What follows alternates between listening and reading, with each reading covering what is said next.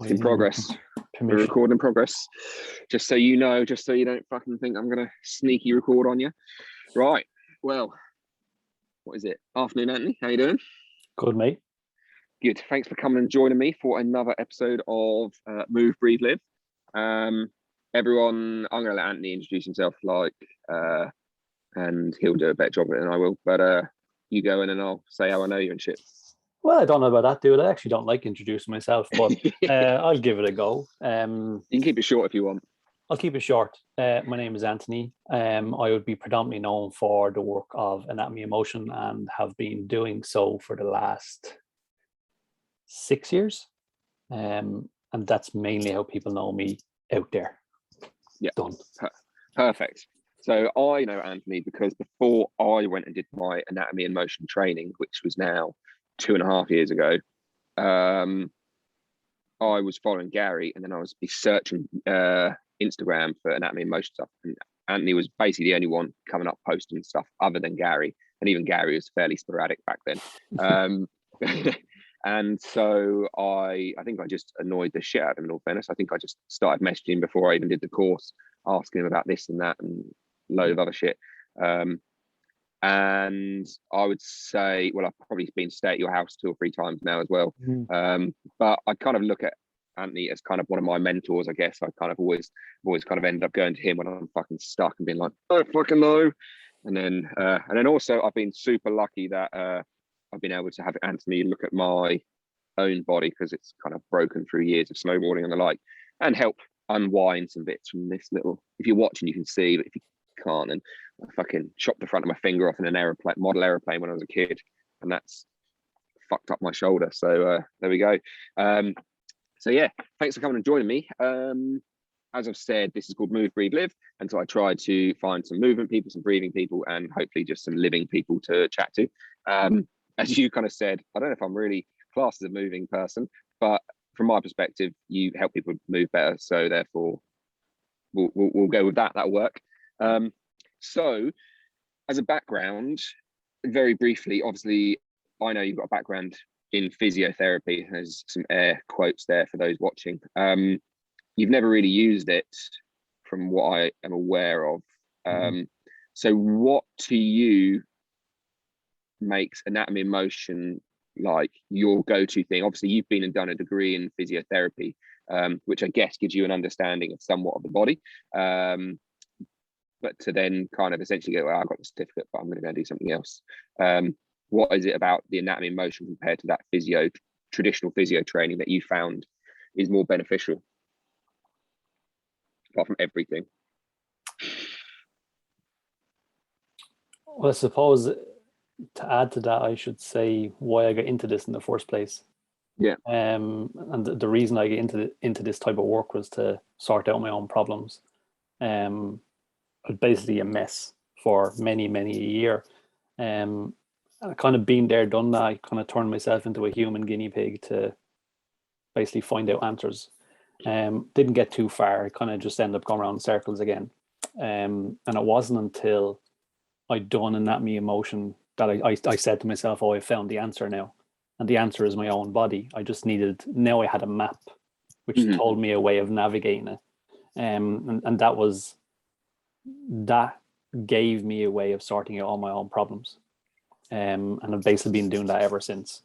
And so what I got from Anatomy and Motion is that I've never seen anything like it, to be able to create such change in your own body or someone else's body without actually, most therapies are very hands-on and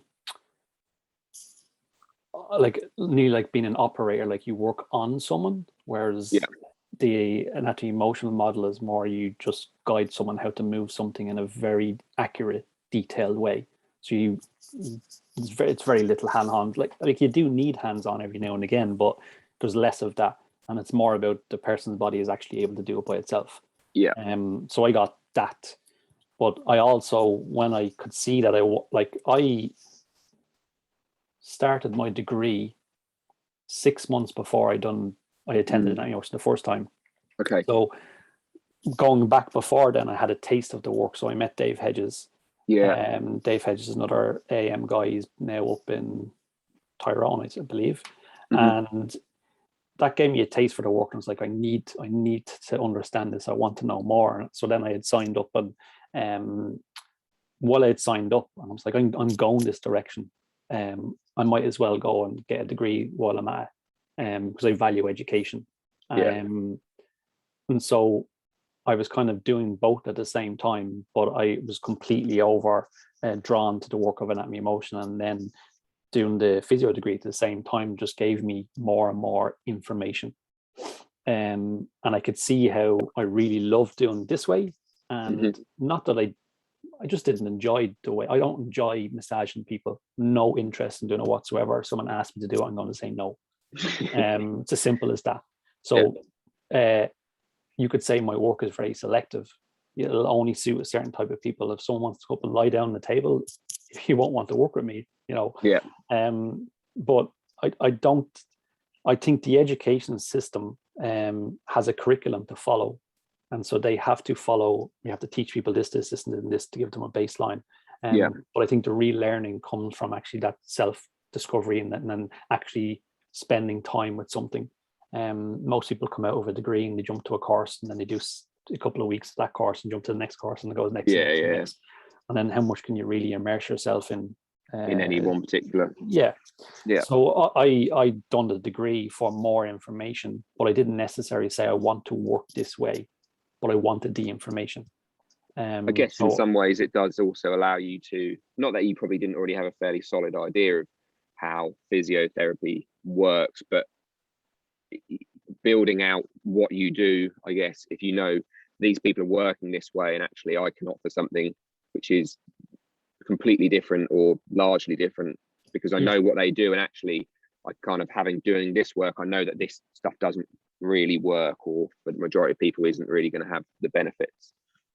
Yeah, like I suppose you could say I got the taste for both sides of the coin, and then I just chose what I prefer. Like physiotherapy is necessary for people at times, and it will suit people at times, and that's no different to anatomy motion. It just depends. The reason I choose to do it is more to do with my own values and my own interests, and because I see how phenomenal the work is in terms of its outcome, which continually just blows my mind. But I also don't think I would be where I am now without the education I had, even though I had times where I was like, for fuck's sake, they're making me do this and I have to answer it their way, when my body was saying something different. But I still value what I got. Like I had some really good teachers there. But I'm of the lines of, which is quite apt during this COVID time, is I don't like being told what to do. I like being encouraged to go and think for myself. And that's very much what I do. Like when I started to study anatomy and motion, I just went all in. That's how I operate. But sometimes in an education setting, you have to tick the box for an exam. Which to me, like there's a question mark, is that really learning, or am I just learning to regurgitate something on paper? For sure. Do I fully understand how to do it? And I don't think you really understand how to do something until you actually spend a long period of time with said information. And this is why 6 years later, I'm still doing the same thing over and over again. I still assess my own body on a daily basis. And 6 years later, we're still essentially feeling like a student with it as well. Do you know what I mean? I think that's okay. I still feel super new into the whole anatomy and motion thing, even though, well, I guess COVID's kind of knocked out a year of my time. But like, do you know what I mean? I still feel like, man, I mean, in my own body, there's so many blind spots. So it feels like that translates into my understanding of the flow motion model, which we can discuss in a bit. But like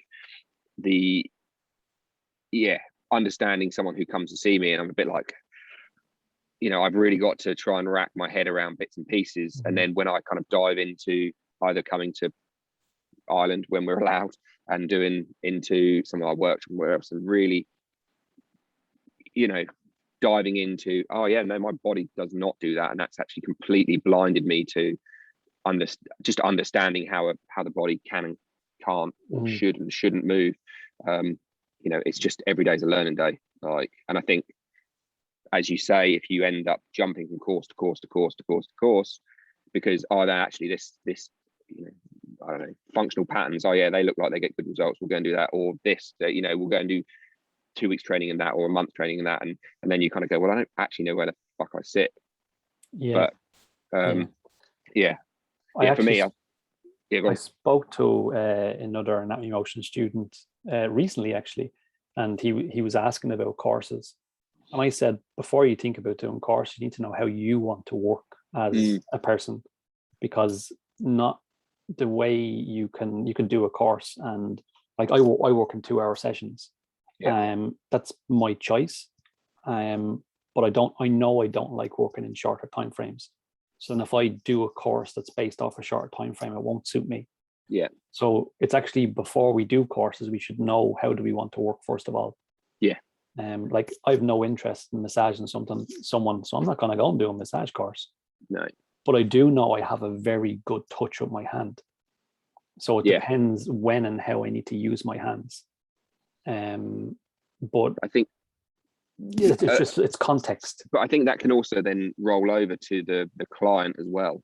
And actually the client probably needs to have an idea of like, how do I want to try and sort this issue? Like, do I just want a quick half an hour rub, which will last, you know, I think we can all agree, whether or not you like it or not, most of the time you go for a massage and it feels fucking wonderful for half an hour or whatever. Do you know what I mean? For like a short period of time, even maybe a couple of weeks, whatever, you go and get your cracks or whatever else, not crack cocaine, obviously, just that's what I'm suggesting, but you go and get cracked by a chiropractor or something and you feel great for said time, and then it sort of disappears. But actually, whether, you know, if you put your time aside and you kind of think, actually, I've been like this for years now, like, and whatever's worked has only worked for short periods of time, is it time that I want to go and put more time into it?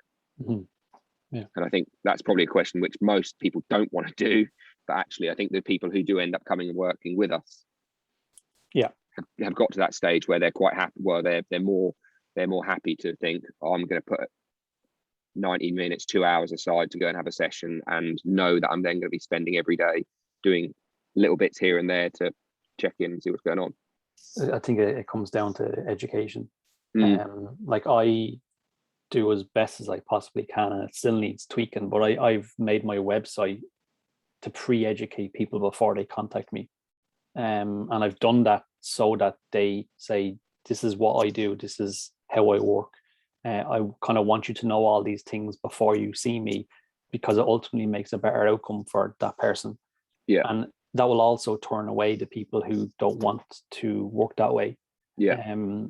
But it gives people a choice of, do I want to do it this way? Do I want to be fully involved in the process? Do I want to understand everything?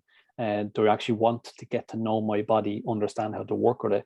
And I believe those people have a better long-term outcome, because they're not just, you know, you go and see someone, say a person helps you, whatever format they help, and then you leave. But if you don't leave understanding anything, how much do you actually gain? Because if the thing happens again, because everyone's going to feel pain eventually, everyone's going to trip and fall, and you know, the pain is there for a reason. And when that happens, what do you do? And do you have to keep running back to the same person, or do you have the ability to actually understand your body, even to a baseline level? So I ask everyone, the Wake Up Your Body series from Anatomy of Motion, it's basically for free. It's 3 hours and will give you massive insight. And that assessment, there's so much in that assessment that is missed when people do it the first time round. And then when people come and work with me, they go, oh, now I know what Gary was saying in the Wake Your Body Up or the Wake Your Feet Up. I'm like, I know. And they end up going back and watching it again. And their understanding, the level of understanding grows and grows and grows. And then I end up having people over a long duration that talk the same as we talk, you know, a pelvis shifts this way, and oh, do you know, when your pelvis shifts that way, your spine is bending this way. And they're having the same anatomical conversations about themselves. And they're just Joe Blogs off the street, essentially. Do you know what I mean? Which is so nice. Cool. So one of the things, obviously, you kind of mentioned there, the wake up your body, wake up your feet. One of the things I was thinking about today, and again, I obviously, Gary gets called it quite a lot, and people always say to me, like, he's the foot guy, which, you know, I do love feet, not in a weird, sexy way, but like, just, you know, I do, I like the magic of feet. So, and I was kind of thinking about it in the fact that we end up doing quite a lot of work from the feet in this, you know, world of what we do in anatomy and motion. But really, that's only because no one's ever done the work with the feet. It's not like everything we do ends up being like, oh, we need to use your feet. Do you know what I mean? You've got a chopped off finger, like, we're going to work potentially with that area, but quite often we can start at the feet to make huge changes to the opposite shoulder, and that would potentially be due to the fact that just no one's like taken any fucking interest in feet at all. So can you perhaps just go into the ideas a little bit of, so those who are listening perhaps can have a bit of an idea of like pronation, supination, and like what the foot should perhaps be able to do, and how that could then travel up the body, if that's obviously a very big thing of like, well, if we go joint by joint by joint, but just as a global picture, you know. Is this going to be on audio or visual as well? It'll be both. So okay. if they're visual, then if they're audio, then I'll just tell them to go and watch it on YouTube. Yeah. If you want to get a foot, you can get a foot. I don't think I have one here actually. I have my own 2 feet. The thing I would say about pronation and supination, because I don't want to bastardize Gary's very articulate way of describing it, but I think it's worth starting with what it's not. And when you Google it, a lot of times you'll see a foot like this and arrows will be going that way or that way. But if this is a foot and there's 26 bones there and I do this, the whole structure is moving all at once. Yeah. Which means what we don't have is we don't have 3-dimensional movement. We have the foot tipping side to side. So then we don't have 3 points of contact, which is the tripod of the foot. Gary already mentioned this in your episode. So we know we need 3 points of contact. This is not it. Yeah. Secondly, we know we want 3-dimensional movement. So then what are the 3 dimensions? It's the sagittal, frontal, and transverse plane, which incorporates all 26 bones. So then if a foot is pronating with 3 points of contact when it's on the ground, all 26 bones, all 3 planes of motion, the culmination of that is a shape. And the shape is one of pronation. And it's actually seeing that shape take place. So then if it doesn't have those variables in it, it's not pronation. It's a adaptation or modification of what the actual anatomical pronation is. Yes.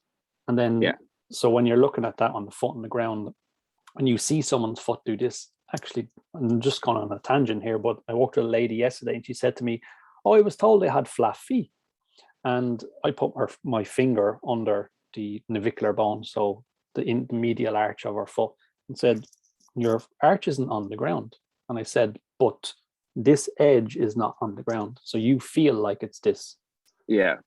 So she lost a contact point, which is one of her tripod points. Through the outside. Through the outside. So when she walked, she just felt more weight on the inside. So she felt like her feet were going in. Yeah. When you structurally looked at her foot, her arch was still intact. It was still there. It wasn't on the ground. And she said, I have bad balance. And I said, well, do you have bad balance, or are you missing a tripod contact point on your foot? Yeah. So when that's such a one in yoga, like in classes, when you see people and they say, I can't balance shit. And you kind of go up and what Anthony was basically saying is you are basically, a pronation pretty much always gets told as like the whole of the inside of the foot comes down, the inside arch flattens, and then supination is almost the opposite, where the outside of the foot is flat on the floor. But when you see people in yoga and their foot is just doing this the whole time, they've got nothing down the inside of their foot. There's no big toe knuckle, there is heel down, but it's so posterior lateral, all on the back outside corner. And you're like, well, you're trying to stand on essentially like a tightrope. And you know, and don't think, well, I know that people just don't have an awareness that the structure of their feet could be assisting their balance or desisting. Yes. Is that a word? No. Yeah. So for that person, she could see when she stood wobbling all over the place, and then we just helped her foot be able to move the way it should with the rest of her body, and then we came back and reassessed, and she stood and she went, "Oh, I'm standing on one foot, piece of piss." And I went, you have your base to stand on. Yeah. And then when you talk about building it up into the body, I think when you hear it, so you like, people know they have a foot and they have a shin bone and they have a knee and they have a femur and a pelvis, but they never really look at, well, this part connects to that part, connects to that part. And even when you hear it out loud, you're like, oh yeah, I know what you mean. But until you really feel it or experience it, it makes sense, but it makes a lot more sense when you feel it. So this is why I was asking, was it visual? Because I know if I stand up and if I rotate my body to the left, you'll see my foot move, my knee move, and you'll actually see movement go up my body. And this is where I would encourage people to, if you see it, you can copy it. And this is the advantage to wake your body up. Just do it, because what I'll do is I'll cut it out and I'll put it as a Instagram clip. Hear me? Yeah, I can hear you. Yeah. I take my socks off. You put on a whole lot of me, but so. God, look at them pale old legs coming out. Look. Oh, the Irish legs. The Irish legs. Oh, if you can see me head. Yeah, I can see you there. It's perfect. So if I stand in a spot and I turn my body to the left slowly, if you look at my right foot, I don't know how much you can see my knees. Yeah, see them fine. My right foot flattens down without doing this. It flattens down and it rotates my shin bone in the same direction. You can see my femur gets rotated in the same direction. And if I put my hands on the pelvis also gets rotated in the same direction. And if we transfer that over and look at my left foot, you'll notice that my left foot goes into an arch. My left tibia rotates left, left femur goes left. So then I end up having a foot that's starting to pronate on my right and a foot that's starting to supinate on its left. 3 points of contact on both. And it's just followed by shapes. Yeah. So in that position while you're stood there, if you briefly just give an example of like an inverted or everted foot, like that we said, like. So I'll do my right foot. So if I rotate this way, you'll see my foot spreads on the ground. Whereas if I done this, you'll see I'm lifting the outside edge. And you notice if I stand up and I rotate, I look like a cylindrical rotation. But if I done this, I'm shifting my pelvis, which is not really a rotation. Yeah. That just tips my foot over. And very often you'll see people, you'll ask them to stand on the spot and you'll do a rotation. And when they rotate, you'll just see them do this. Yeah. So I'll say, why is it doing this way? Is it because there's no pressure out here? As an example. Yeah. And so when anyone stands in the spot, they get to feel where the pressure is in their feet, and they could very easily just do a little turn. You'll get to feel how it moves, and then check side to side. And then that obviously works its way up and up and up. It will ultimately depend on the whole person's resting center of mass, where they actually are in their whole body. But lots of us, like, do we ever really check where the pressure is in our feet? So you don't really think about it. Like, why would you? You? But this is the invitation, is to have a check. And a lot of the time when you see someone else stand and they look like they're quite relaxed in their feet and their pressure is even, we tend to, I want to be like that. Whereas I actually ask people to march on the spot. And if you march on the spot and come to just relax, your body weight will just rest wherever it wants to rest. There'll be no, I have to control it. Just let it be. And I say the let it be is your body showing you the truth. Yeah. And the truth is where you'll actually find all the answers. And that's where it comes down to really clean assessment. So then if your foot pressures are the front of your left foot and in your right heel, you may end up with a rotation in your pelvis, and that tells you some information. It tells you what's happening. It also tells you what's not happening. So there's no pressure in the front of the right foot and the left heel, as an example.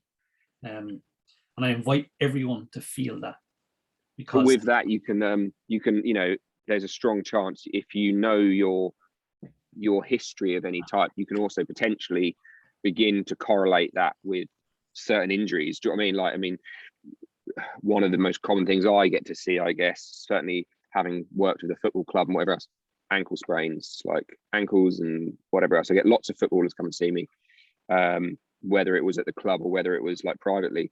And if you suddenly begin to think, okay, I'm stood like this and my ankles are like this, my foot press is like this, and you can kind of go, well, I did blow that ankle out like 4 times, like last season or whatever it was. And you can then suddenly go, well, clearly my body perhaps doesn't like that ankle, or it's trying too hard to shut it down.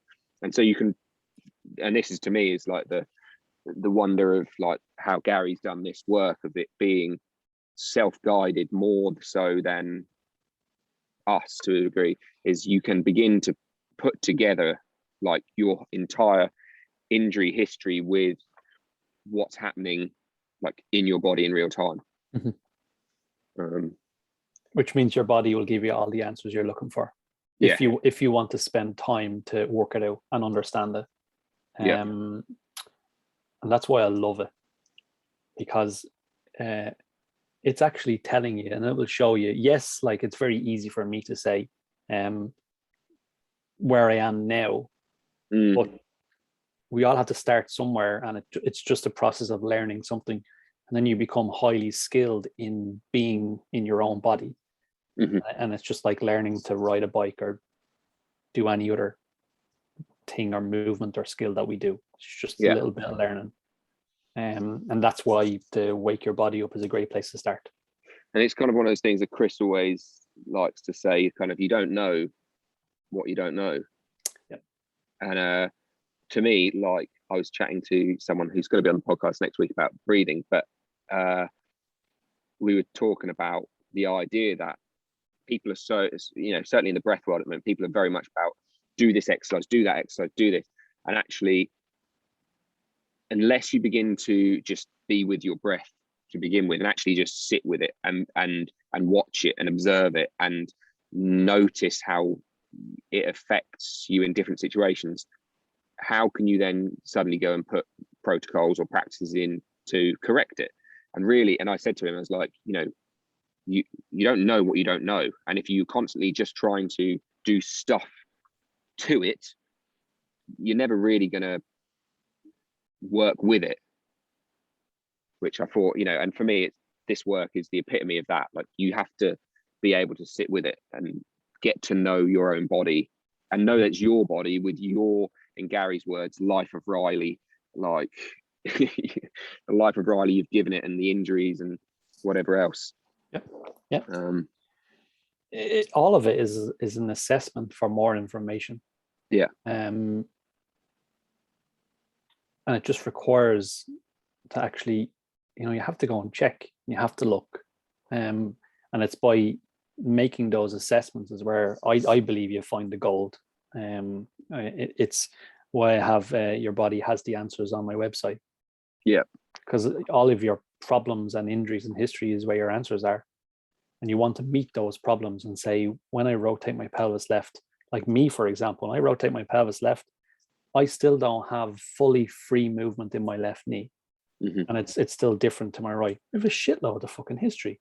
But I'm quite happy about that, because I move and feel very, very comfortable. Everything is very, very easy. And I like that I have something to keep working on. Because it keeps getting better and better and better. And every time it's like, it nearly feels like you get an upgrade, and you're like, fuck, how can it get better than it already is? And then I look back and say, fuck, I couldn't kneel down. Like, you go back, 10 years, I couldn't even kneel down. Back to your electrician's days. Oh, that's longer than 10 years now. Is it? Like, if you go back then, couldn't even kneel down, couldn't sit into a squat. I wasn't even comfortable lying flat on the ground on my back. Right. And like, I think everyone should be comfortable lying flat on their back, but there's a lot of people who are not comfortable. They lie flat and they just feel like they're being like pulled into the ground, or there's excess pressure in certain areas. And so for me, it wasn't comfortable. And I went, that's a bit mad, isn't it? Because you're just lying there doing nothing, and It it's should not be comfortable. It really should be like the most comfortable thing you could almost do. Yeah, so you're doing it for 8 hours, whatever length of time people sleep. A place of repose is not restful. It's not good. Yeah. But yeah, the only way you know is to go and assess and find out. And then if you then can start to follow the assessment of, well, this is where my body is, this is what's happening, this is all the information I can gather, then I go do something about it. Then I get to check all these things all over again. Yeah, and which really is what you need, isn't it? You've got to have a framework that you can go back to, which is, I basically try to tell everyone who comes to see me, I've got it on my emails I send out as well, but like, check out like the wake up your body type thing. But at the same time, I'm like, if you haven't done it, when they come and see me, I'm like, go and do this, because the work we do, like I'm doing with them, it's all well and good, because I'm going to be very specific about, okay, actually, we really need to put this movement into your body right now. We need to get your pelvis shift in your left foot, supinate, whatever it might be. But all of the stuff in Wake Your Body Up, which is just basic bloody movements. Do you know what I mean? It's like, can you rotate your pelvis left? Can you rotate your pelvis right? Are they the same? No. Okay, check it again. And you go like almost like one joint at a time, work through. And if everyone had that, which, as you said, it's about 3 hours of video, but once you know it and you've learned it, it's about 5-10 minutes of check-in a day. It's not a huge thing. You could easily just check in every day and be like, oh, that's a bit stuck and sticky. And, and then if you're working with yourself or me or whatever else, you have maybe, and even on the video, Gary gives, ways to try and move bits and pieces and whatever else. So you've got all of these ways in which you can, if it's something that we've previously worked on, you can go and go, actually, that's gone back to there. I can go and try and assess that again and put some more movement in. But having that checklist of being like, right, that's a bit sticky today. That's a bit sticky. Okay, let's put some movement into that place and work through it. It's the assessment is, and the checklist is like the best bit you could really ask for. Yeah, it's just because it's different, and we're not really used to looking at our bodies this way. From the outset, it's hard for everyone. But it gets easier and easier as you go, which is the norm for learning things. You have to be willing to want to try first. Yeah. And so it kind of suits people who have a curious mind and want to understand things. And for some people, they won't want that. They just want to lie up on a table and have someone working on them. And that's fine. Yeah, fine. I mean, and like I should say sometimes, like, and I kind of say this to people, because people always say to me like, well, why do you need to fucking do it? You like move so well and blah, blah, blah. Like, I mean, and I've got it I have had it forever, because I can do crazy jazzy yoga shit and people say you must move so well. But sometimes you still got to find help, which is obviously why I've come and see you and whatever else. Because like I said, I've played with this finger in some ways, like holding scars and whatever else, and still never been able to do what we did the other day. And it was kind of like, there's always someone, I guess, who has been doing stuff longer than you, so you can go and get assistance from. But it is the body is unbelievably clever, and I think that's like the biggest thing when you start learning from on yourself is how fucking clever the body is, because everything you're doing is kind of happening for a reason. And it's doing it, your body's just gone, I'll do this instead. I'll do this. And having someone and going, that little finger, I don't look right, do something with that. Well, so we're only used to seeing what we see. When I look in the mirror, I see the same face that I've been looking at for the last 37 years. But when you look at me, you'll see something different. So that's why another set of eyes is always helpful. Yeah. And as things go on, and bits, the work can get smaller and more detailed, and like we all need an extra set of eyes now and again. Yeah. Including me. Yeah. But I mean, I remember on that thing, Chris, I went to see Chris once, who, for those of you listening, is another one of him and kind of Gary kind of work together and they present together and all that kind of stuff. He's quite a philosophical guy. And I went to see him once for my trigeminal neuralgia, and he sent me a video.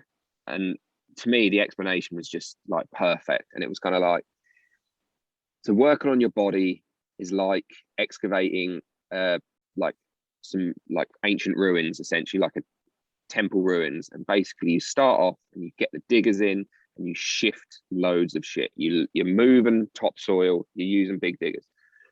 And then you get down to the spades and the shovels, and then you get down to the kind of trowels, and then you get down to the brushes, and then you get down to the scrapers.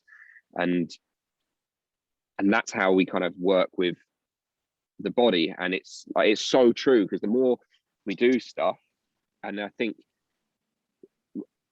so one of the things I find most people do is they do a bunch of the big work, they get in there and they get the bulldozers in, and you suddenly give them a pronation and a supination, which they haven't felt for maybe 30 years. And then you kind of push their hips to the left, which they haven't done for 20 years. And then, they reach their arm higher than they normally do. And then they walk away and they go, fuck me, that feels amazing. And then they kind of feel like they're done. Yeah.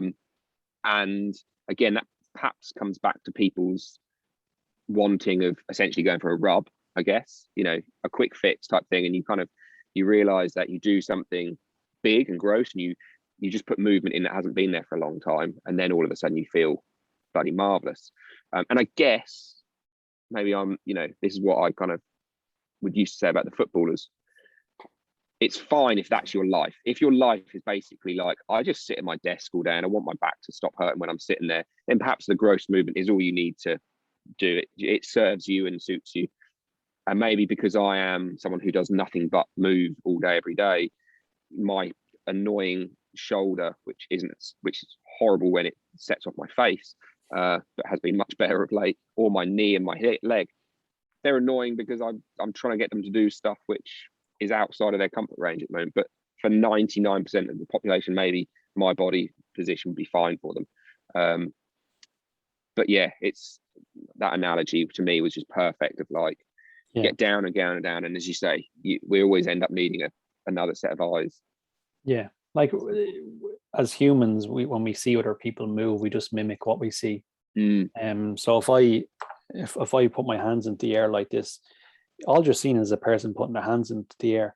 But if I said to you that as I'm putting my hands into the air, my shoulder blades is depressing, and the depression is actually tilting against my rib cage, and it's causing extension in my upper back, and you can see my hands are in a Y.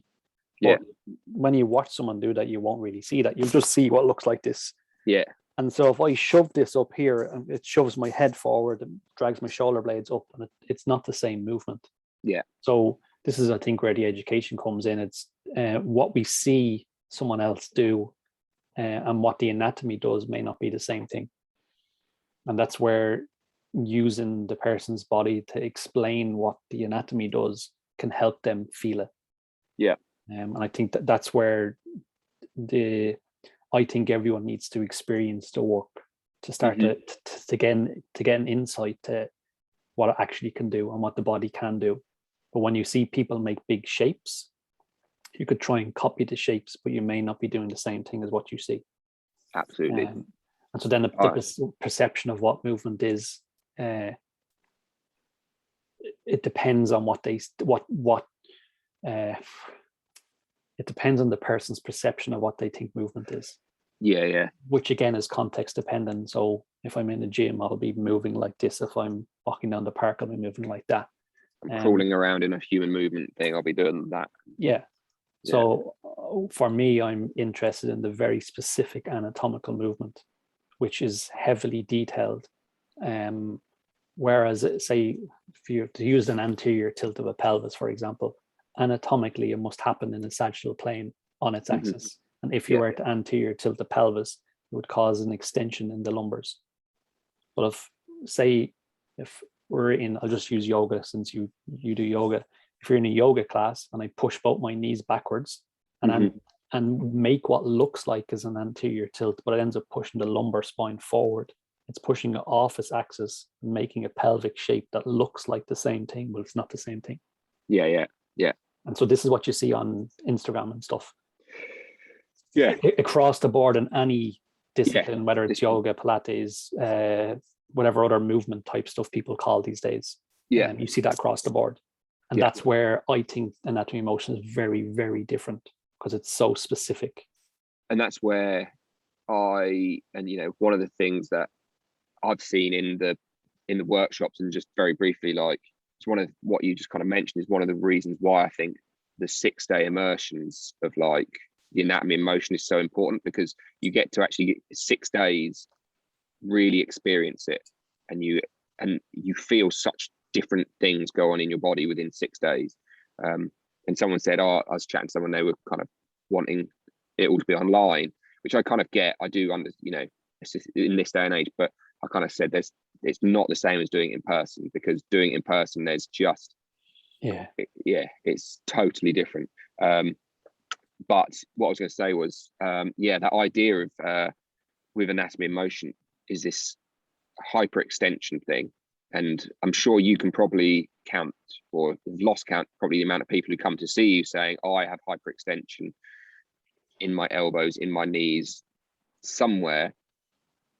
And then an hour and a half, 2 hours later, they don't have hyperextension in that part of their body, or it's greatly reduced, or the way, and they suddenly realize that so often you can't access that movement anymore when you put correct anatomical movement back into a place. So perhaps can you touch on some of that, like why that might be? I guess one thing moves, one thing doesn't, but yeah, but there's also that element of it's quite hard for people to start with, to think that the whole body, like we use the phrase the whole body is connected. What does that really mean? And with movement you can actually feel it and experience it, but like I know for me, I didn't really see it that, oh well, this part moves, that part moves, that part, and they actually all do actually move together. We just look at it, oh, my elbow does this, so there must be something wrong with my elbow. And then we won't say, well, my elbow is actually attached to here, which is attached to here, which is attached to here, and here, and here, and here. You don't really think that way. And then it depends on who you speak to, like Irish people particularly, oh, you still have a problem with your elbow. And it just becomes this label that you end up it's become a topic of conversation. And then so the person becomes, I have an elbow problem, or I have a shoulder problem, I have a knee problem. But if you're a problem with one part of your body, you're a problem with your whole body. And so we don't really think that way. And yesterday, I worked with a guy who broke his left thumb 3 times, broke this forearm twice, 2 operations, an operation on his thumb, 2 operations on his groin, fractured his jaw, broken both ankles and pins on both sides. It's quite the life.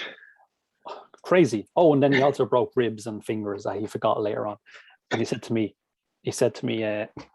that part of my foot is absolutely killing me. And so his foot, all the pressure went into 3rd and 4th head on his foot. Yeah. So he was standing, shoving lots of pressure into his foot. And that's what his body was doing.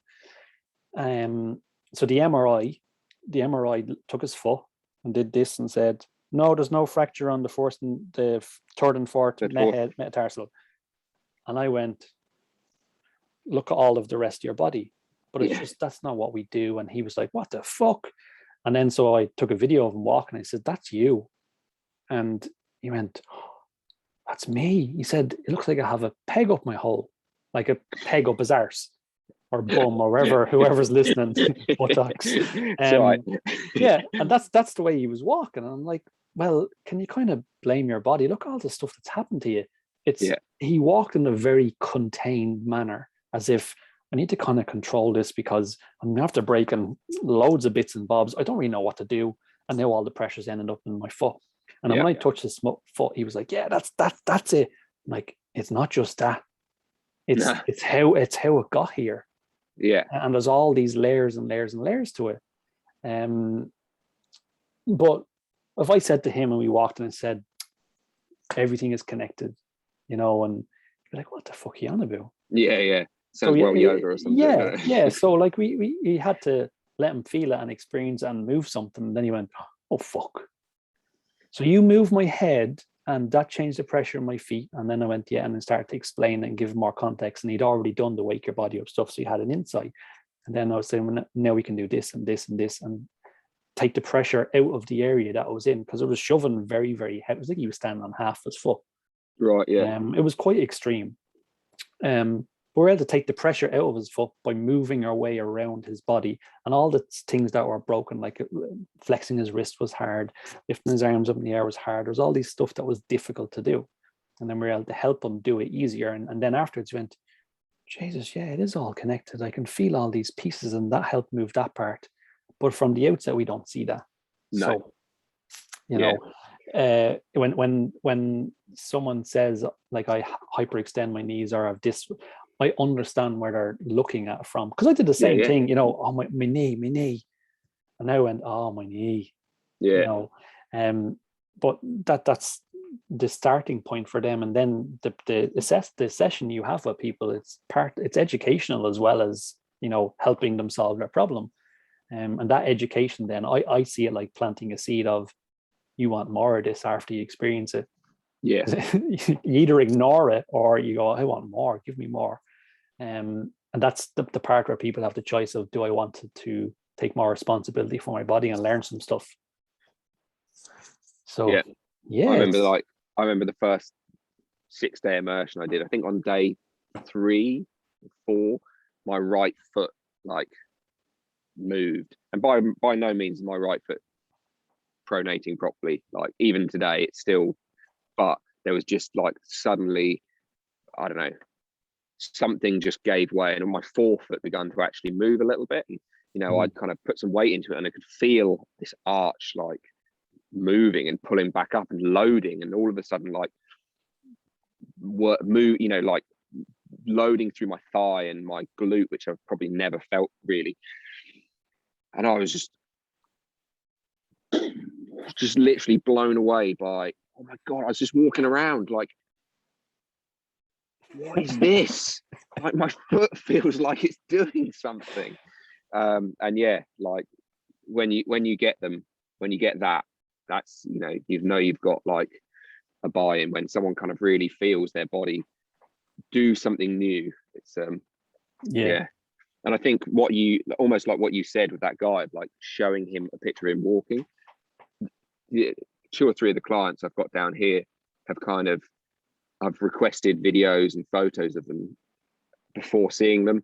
And it's such an eye-opener for people. And I almost feel like people should, as well as being able to feel it, but being able to just see yourself. Because you look at yourself in the mirror every day, but having someone take photos of yourself in like, without your shirt on, or like, your sports bra and like some shorts or whatever, and just being able to see a big chunk of your body and be like, fuck, like I am so far left or so far right in my head. And even that can just give you like such an awareness of your body. And I kind of have the feeling that like even just bringing awareness to the fact of how wonky you are sometimes just allows your body to be a bit like, God, I am over there. I wonder what it'd be like if I was somewhere else.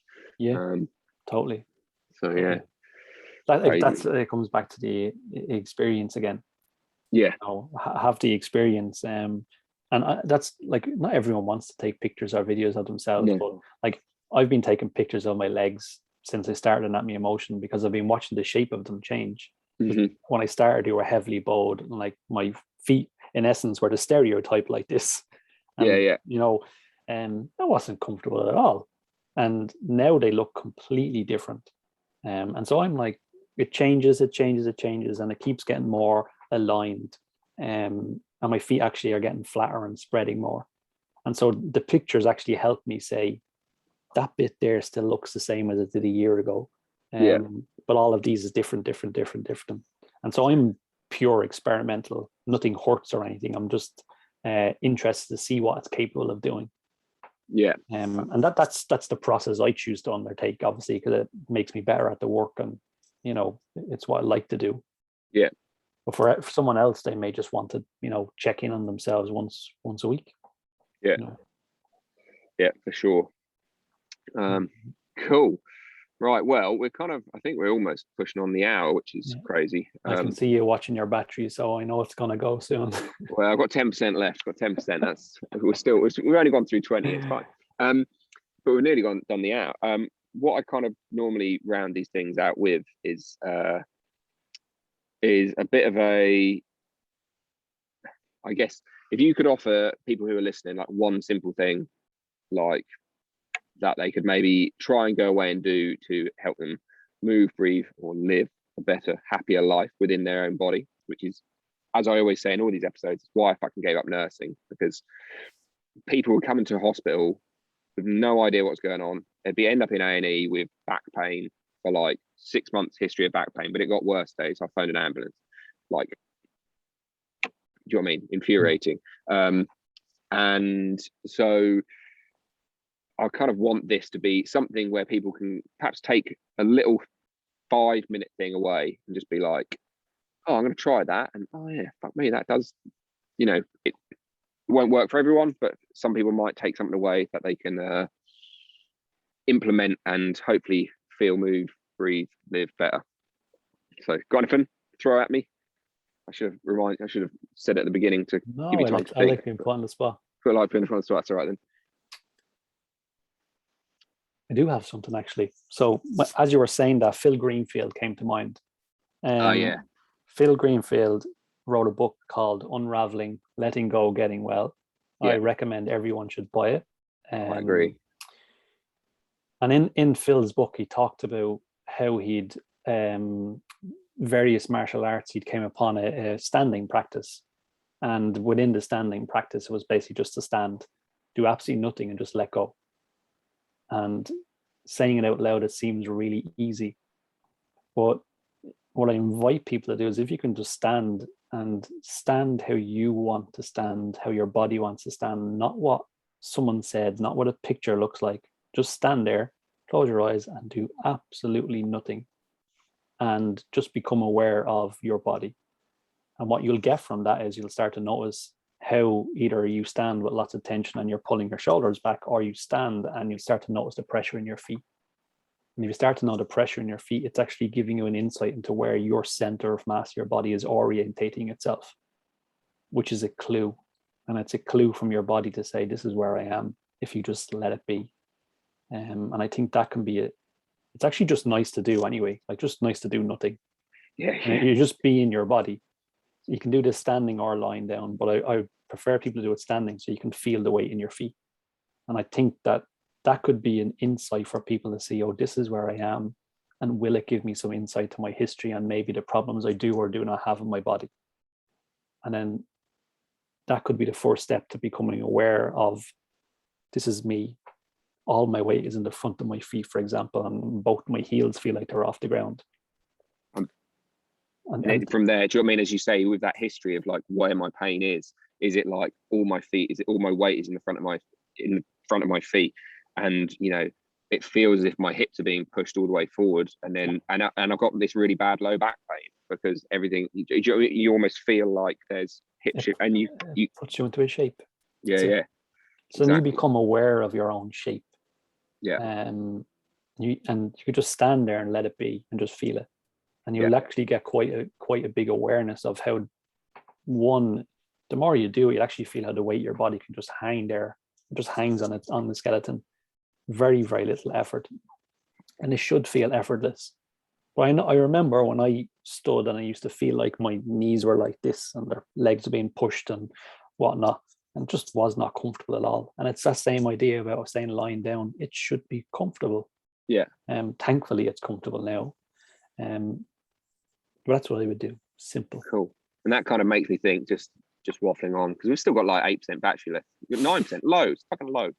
But with that is like, and again, this is always takes me back to What the Foot, the actual book, and one of my 6-day immersions when there was a lot of Pilates teachers in there.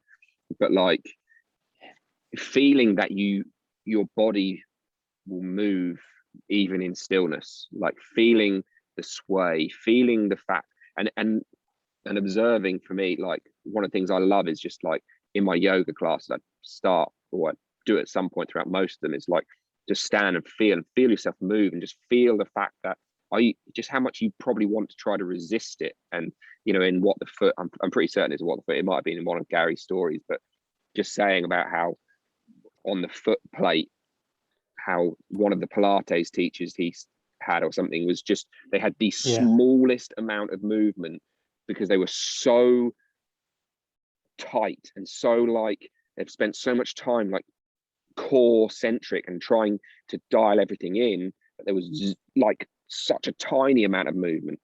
And actually just having the ability to let go and just feel your feet for maybe the first time. Yeah, because if you should know, like if you brace that hard, you can't actually take a full breath.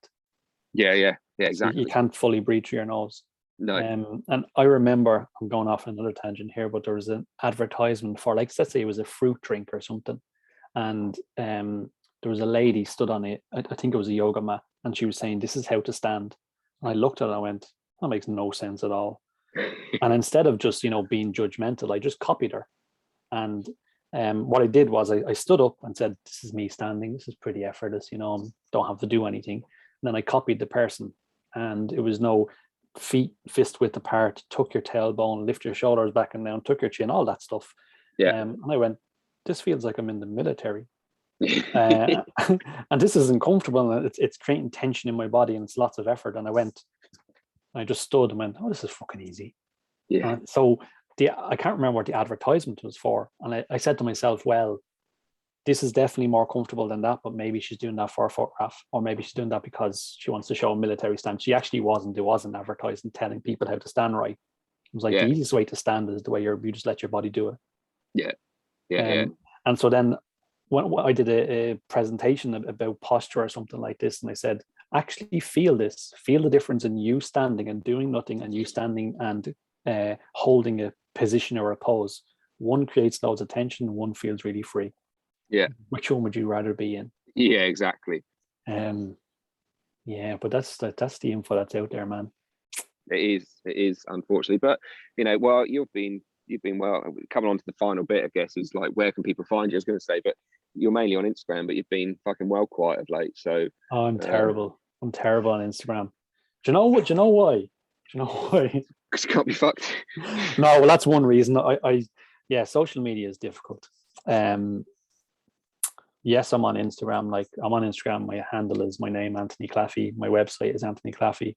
I found that it's quite hard. It's quite hard to pre-educate people on Instagram before you're trying to get them to get an insight of the work. And often, I think one of the last posts I have is of you, when we worked together, and like we had an awesome session. But what that attracted was fix me really quickly, because you did this amazing thing online. And that's not what I want. I want to work with people who actually are interested in how things work, are curious, are actually a bit like me. Yes, they want help with their problem, of course, but they also want to learn stuff and understand stuff, and have long-term change that actually benefits them long-term, and not just go in, do some work, they feel great for whatever amount of time, but then when something happens in life, they don't know what to do. So trying to navigate that on social media is quite difficult. And so then, I'm a little bit lazy on Instagram. Well, I'll put your Instagram handle and the website on there, because I'd suggest, like, if you are into any of that stuff, you can obviously come and see me, but if you I'd also highly recommend, even if it's online, because as Anthony said, we've worked together online and had huge like big changes for my shoulder, and everything, but not everything, most of the way down since. So if you do want to work with Anthony, I definitely recommend it.